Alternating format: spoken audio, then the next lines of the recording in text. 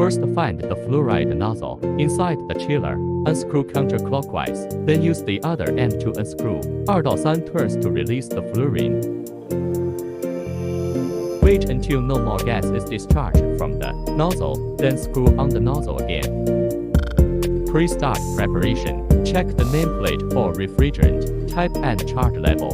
Preparation tools, electronic scale, vacuum pump, fluoride table, Freon. First, remove the fluoridation gauge and connect the fluoride nozzle and the vacuum pump. Start the vacuum pump. Note that it is safe to evacuate for 30分钟 use. Exhaust the air of the fluoridation table. Wait until there is gas flushing out. You can close the exhaust port. When filling Freon, place Freon upside down on an electronic scale to facilitate real-time observation of the amount of filling.